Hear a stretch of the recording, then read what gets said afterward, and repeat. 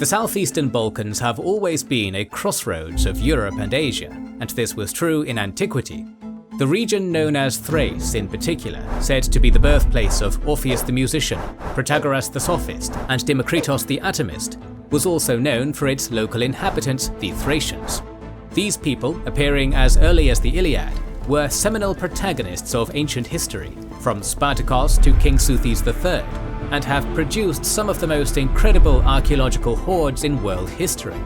In this video we will investigate the history of this ancient nation where Thucydides was ostracized to, their magnificent treasure hoards, and their endless contributions to the history of the Balkans. Who were the Thracians? What gods did they worship?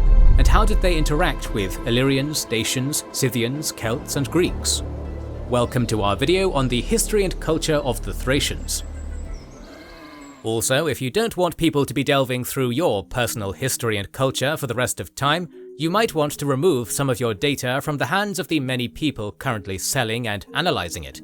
How? With a special offer from today's sponsor, Aura. Aura helps residents of the US by hunting down the data brokers possessing your details. They can be legally forced to delete it, but actually finding them and getting them to do this is difficult, but not for Aura. As well as locating all your data on the market and getting it taken down, they will then continuously monitor the data market for when information inevitably creeps back on there. You might have seen a recent leak from AT&T, where millions of customers had their information spread about the dark web. They recommend those affected use strong passwords, monitor account activity, and consider credit freezes or fraud alerts from credit bureaus. Well, Aura does all this for you. And best of all, you don't have to download several different apps just because a company couldn't keep your data secure. If you had Aura and your info was compromised in the AT&T data breach, you wouldn't have to worry because Aura is always on, always doing the hard work of keeping you safe. Check it out with our link aura.com/kings. And you'll get free access for 14 days to see how much of your data is on the market. Link in the description. The name Thrace is of unclear origin. In Greek mythology, the Thracians were descendants of Thrax, the son of the war god Ares. However, other sources say that the name of the people and the region they came from originated from Thraki, the daughter of ocean god Okeanos. Today, there is a modern region of the Balkans known as Thrace, which is split between Bulgaria, Greece and Turkey. In the archaeological record, artifacts identified with Thracian material culture appear in this region, but they also have a presence in what is now Romania, northern Greece and the country of North Macedonia. Intriguingly, the region of Bithynia in what is now the northwest of Turkey seems to also have once been a homeland of the ancient Thracians. We must also keep in mind that Thracian is an exonym used by Greeks, and may not have been the word the Thracians used to identify themselves. In fact, the Thracians were probably not a homogeneous cultural group, and boasted significant internal diversity. Evidence for this exists in the accounts of ancient Greek historians like Herodotus or Thucydides, who described the Thracians as being divided into multiple tribal subgroups. The Thracians were a long-lived culture whose presence in the Balkans lasted for over 1,000 years, from the Bronze Age into late antiquity. However, aside from a few scant inscriptions in the archaeological record, we have very few primary sources on Thracian history told by the Thracians themselves. Thus, their history survives through to us almost exclusively through the perspective of Greco-Roman writers. The Thracians are an ancient people, whose origins are unclear, but likely go further than textual sources attest. Archaeologists have found tablets from the Bronze Age Greek site of Mycenae in the Peloponnese discussing trade with the region of Thrace, prompting us to consider that the Hellenic world was very much in contact with the region as far back as over 3,000 years ago. Chronologically, artifact vessels from Bulgaria, dating to 1300 BCE, also suggest these contacts were present. It's not fully clear if Thracians were present in the region at that time, but archaeologists think it's likely that their culture had its earliest developments during this period. It is unclear if the earliest ancestors were indigenous to Thrace or if they were migrants from elsewhere. Some historians claim that they may have come from Anatolia or from the steppes of southern Ukraine and Russia, but none of these theories have yet been confirmed. The earliest clear mention of the Thracians as a people comes in the Iliad, where Homer describes them as allies of the Trojans, so we know the tribes were attested in the 800s BCE, in the Archaic period. The Thracian peoples have long been hypothesized to be culturally linked to the Dacian people, who throughout antiquity inhabited the region which roughly corresponds to modern Romania. However, whether these two peoples were of kindred origin is unclear. Whatever the case, the Thracians were a culturally dynamic people, regularly interacting with and drawing influence from the various other peoples in their region. As Greek colonies began to appear in the region of Byzantium and in the Black Sea in the 800s BCE, they came into direct contact with the Thracians who lived in the hinterlands, resulting in high-frequency trade and cultural exchange between the two civilizations, as evidenced by high frequency of Greek amphorae in the region's hinterlands where the Thracians dwelled. Herodotus, anthropologist extraordinaire of the ancient Mediterranean, describes some Thracian customs. According to him, Thracian men practiced polygyny, the custom of multiple wives. When a man died, his favorite wife would be killed to follow her husband into the afterlife. In the eyes of the Greeks, the Thracians had the stereotype of being a martial, warlike people, and typical of Greek arrogance, were considered to be rustic and illiterate ruffians. However, despite the Hellenes' apparent low opinion of the Thracian people, Greece would be very much influenced by Thrace in cultural terms. During the era of classical antiquity, cults from Thrace, like that of the mysterious goddess Bendis, would enter Athenian religious milieus, and later on the city of Philippi in Roman Macedon had a sanctuary to the god Aulamentais, a deity of Thracian origin. Some of the ancient coinage found in Thrace is in the Macedonian design, suggesting strong cultural contacts between the Thracian and Macedonian peoples. Beyond their cultural connections with the Greeks, the Thracians also had ties to the various peoples of Central Europe, such as the nomadic Scythian horse lords of the steppe. Unlike the Greeks and their polis-based society, the Thracians were not an urbanized people. Common people lived in smaller rural settlements, while Thracian nobles lived in forts. Having talked about the archaic society of the Thracians, we will now talk about the classical period and the arrival of Persia and Athens in the region. Much like the Greeks, the Thracian peoples were faced with a reckoning in the 5th century BCE, at the cusp of an era when the mighty Achaemenid Empire of Persia rolled in. The Persians conquered the region and managed to establish relatively stable rule over the Thracian people.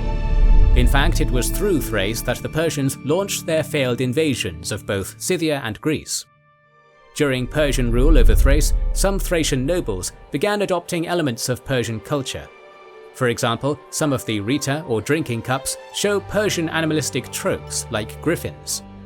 However, this does not mean that all Thracians happily accepted the rule of the Persians. While the coastal regions of Thrace were under firmer Persian control, the hinterlands were hotbeds of perpetual insurrection against Achaemenid rule. Both Mardonios, the Persian general who fought at the Battle of Marathon, and Xerxes, the Persian king who fought at the Battle of Thermopylae, passed by the region on their way to Greece, and both ended up escaping there after their defeats at the hands of the Hellenes. While the Thracians were under Persian rule, they were also intensifying their trade links with the Greeks, especially in the city of Athens. Miltiades, the famous Athenian statesman, spent some time in the region, and by the 6th century BCE, Thracian nobles were both Hellenizing and Persianizing. Thracian wives became a common occurrence amongst Athenian aristocrats, and the Thracians living along the Hellespont became important for the production, extraction and transportation of both grain and precious minerals towards Athens. As Thracian elites gained power through their control over both Hellenic and Persian trade, they developed the influence to conquer and consolidate the various Thracian tribes in the region. This resulted in the rise of the Thracian kingdom of the Odrysians in the 5th century BCE. The ancient Greek historian Thucydides mentions that the founding king of the Odrysian kingdom was named Teres, and that he had a daughter whom he married off to a Scythian ruler. Teres' son, the more well-known Sitalkes, further expanded the borders of the Thracian kingdom. Sitalkes was an Athenian ally, and when Athens went to war with Sparta during the Peloponnesian Wars, the Thracian king invaded and pillaged the Spartan ally of Macedon during the first phase of the conflict. After Sitalkes died in battle in 424 BCE, Seuthes I came to power. Seuthes was less of a warhawk than his predecessor, focusing on increasing the royal wealth of the Odrysian kingdom via integrating the kingdom's economy while being more restrained in foreign affairs. Despite this, Athens maintained a regional presence in the Thracian realm during his reign. This was evidenced by the famous Athenian general Alcibiades staying in the region and trying to liaise for an alliance to send grain to Athens during the Peloponnesian Wars. Seuthes I was the king that Xenophon, the Greek historian and mercenary, dealt with in his travels back from Asia Minor to Greece, one stop on a grand adventure which we've made an entire members-only series on. After Seuthes I's death in 410 BCE, he was succeeded by a succession of kings who presided over short and uneventful reigns. This lasted until the ascension of King Cotys. He empowered the Odrysian kingdom by reunifying it and centralizing royal authority once more. This also meant trying to curtail the increasing influence of Athens, which sponsored counterfactions in the court. Cotys ended up being murdered by his brothers during a factional struggle, causing a dynastic interregnum, which saw the kingdom fall into disarray. This happened at the worst possible time, for to the west, more trouble was brewing. After the death of Seuthes I, the Odrysian kingdom broke down into 3 regional entities. This provided the opportunity for their neighbours, the Kingdom of Macedon, as well as Athens, to intervene politically. The breakdown developed into a proxy war, where Philip of Macedon attempted to back a king called Chersobleptes against the Athenian-backed Amadocus. However, these allegiances were fickle, with both regional Thracian rulers proving unreliable allies to their Greek benefactors. In this Thracian War of 342 to 340 BCE, King Philip invaded and made Thrace a Macedonian vassal state, expelling Athens from the region. When Philip passed, the Thracians rebelled against Macedonian rule, only for Philip's son, a certain Alexander the Great, to embark on a campaign into northern Thrace and ensure the borders of the Danube remained under Macedonian control before he embarked on his grand eastward conquests. After the death of Alexander in Babylon, Lysimachos, one of Alexander the Great's generals, became the satrap of the region and would become a prolific general in the early wars of the Diadochi, as the former generals of Alexander fought one another over the pieces of the massive Eurasian empire they had helped him conquer. However, the Thracians were not so easily dragged into these geopolitical shenanigans, and revolted against Macedonian rule under the leadership of a native king Seuthes III, who managed to re-establish the Odrysian kingdom's independence in the Thracian hinterlands with the aid of Getae and Scythian allies from the north. Lysimachos fought various wars with the Thracians and Getae throughout his reign, all the way to the 280s, when he died in battle fighting the forces of the Seleucid Empire in Koripedion. No sooner had the Thracians thrown off the yoke of Macedonian hegemony did a new people arrive in their native homeland, the Celts. The first contact between these two proud warrior cultures was fierce and bloody, characterized by many conflicts. However, more peaceful cultural admixture between the two peoples prevailed as well. Throughout this century, the Thracian kingdom of Odrysian Thracians seems to have once more broken down into regional fiefdoms. All the while, they continued to contend with Hellenic incursions, like those of Antigonos Theos, god-emperor of the Seleucids. Various Thracian kings and queens came and went during this period, and the historical record is patchy. Eventually, the gradual decline of the Celtic polities in Thrace allowed for the reassertion of native Thracian authority as the predominant power in Thrace. However, Macedon continued to invade and occupy parts of the region. Throughout the Hellenistic era, the Thracians had been caught up in a typhoon of geopolitics, pulled in all directions by many different empires and invading foreign tribes.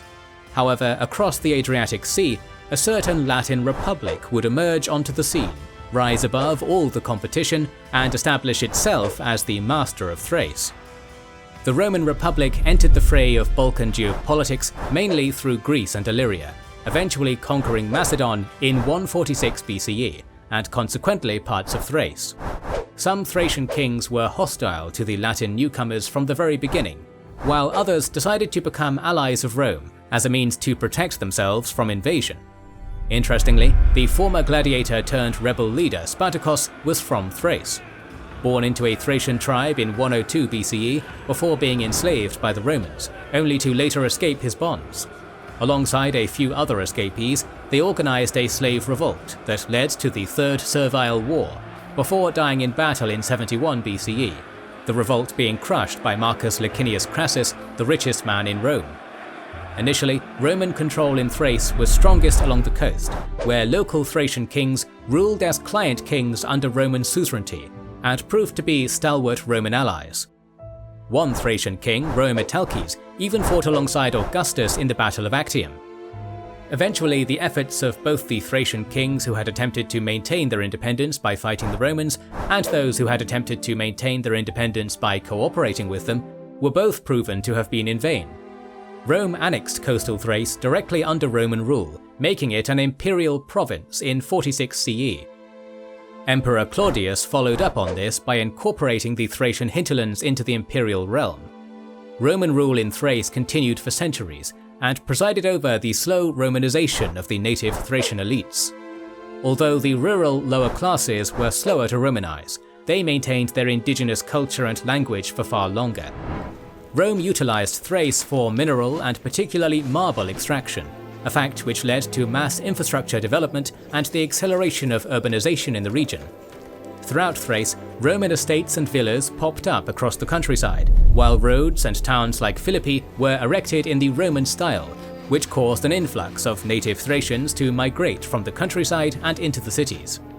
Before long, Thrace had become a core province of the Roman Empire.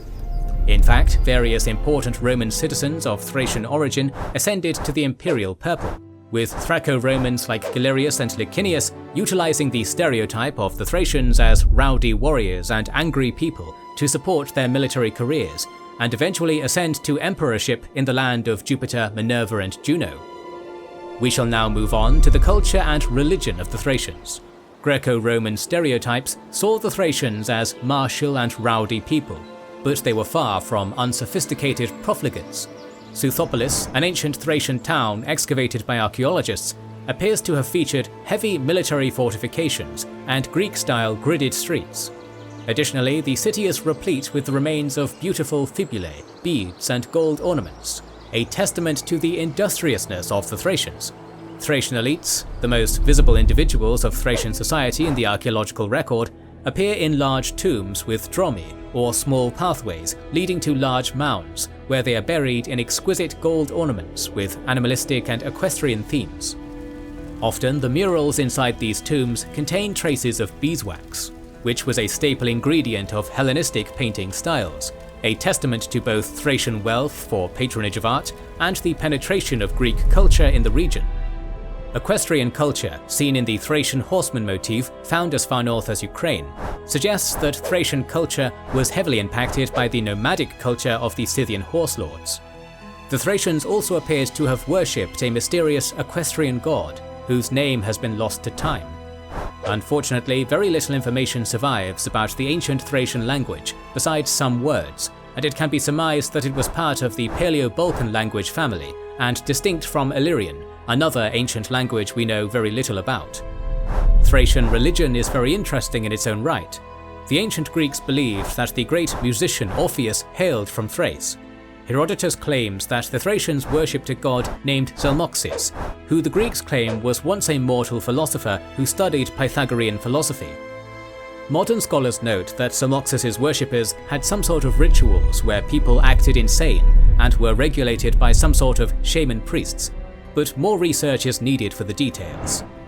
The popularity of the images of Dionysus, Heracles and Zeus in the region, and its neighbours, suggest that ritual beliefs about heroism and strength from a god similar to Heracles, madness as represented by a Dionysus analogue, as well as a focus on worship of the sky with a god like Zeus, were prominent among the most important deities of the Thracians.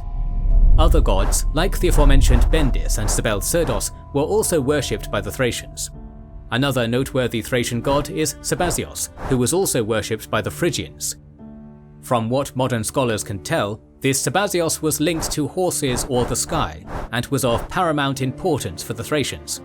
Sabazios was connected to Orphism due to the mythical links of Orpheus to the region. His Roman form, Sabazius, was even linked to a Jewish pagan hybrid cult that syncretized him with the god of Abraham, Yahweh. This cult was comprised mainly by pagans sympathetic to Judaism, but who remained outside of the covenant. In short, far from being a peripheral people to the grand scheme of ancient history, the Thracians were major contributors to the tapestries of both Balkan and Eastern Mediterranean cultural mosaics. As the late antique period began, Thrace found itself next to the new capital of Rome, Constantinople. Throughout the 3rd and 4th centuries, the Romanized Thracian peoples went through periods of incredible political turmoil, such as the crisis of the 3rd century, which nearly tore the empire asunder. However, the most important socio-political shift they experienced took place after 380 CE. That year, Christianity became the official religion of the Roman Empire, and due to its proximity to Constantinople, Thrace saw the mass construction of churches and was one of the first provinces of the Roman Empire to be subject to heavy Christianization. At first, the Christianization of Thrace occurred mainly in the cities, with Thrace's rural regions remaining faithful to Thracian, Roman, Scythian, Dacian, and Greek deities. However, as the economy of Roman Thrace was centralized and larger cities overtook provincial towns in importance, Christianity's foothold in the region grew ever stronger.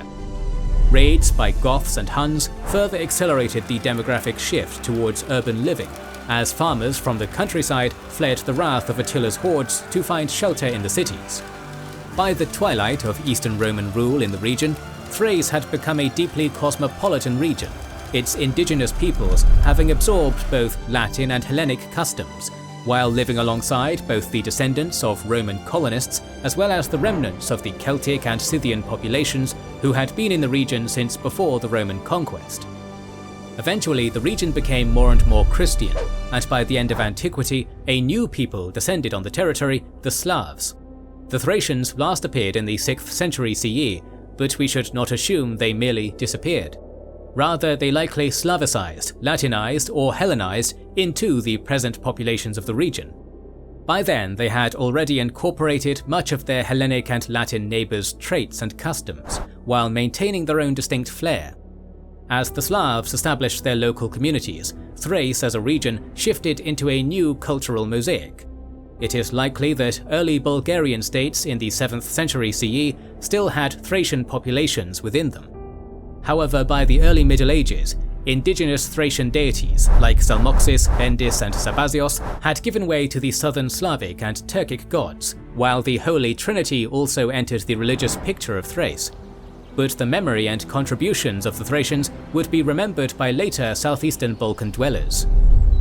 After the 6th century CE and the full Christianization of the region, the Thracians seemed to fade from history, leaving us only with the geographical name of the region. The eventual coming of Slavic and Turkic groups in the region formed the tapestry of Bulgarians, Greeks, Romanians, Turks, Pokmaks, and Romani peoples that inhabit the region today. However, the Thracians were never forgotten, and their treasure hoards impress us to this day. The cities they left behind, archaeological wonders in their own right, are testament to their ingenuity and ability to be as industrious as their Greek neighbors.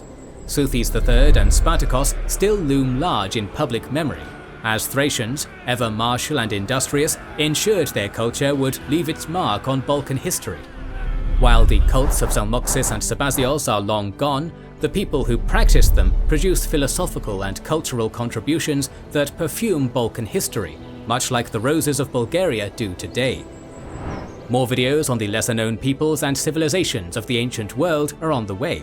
To ensure you don't miss that, make sure you are subscribed and have pressed the bell button. Please consider liking, subscribing, commenting, and sharing, it helps immensely. Recently, we've started releasing weekly Patreon and YouTube member exclusive content. Consider joining their ranks via the link in the description or button under the video to watch these weekly videos, learn about our schedule, get early access to our videos, access our private Discord, and much more. This is the Kings and Generals channel, and we will catch you on the next one.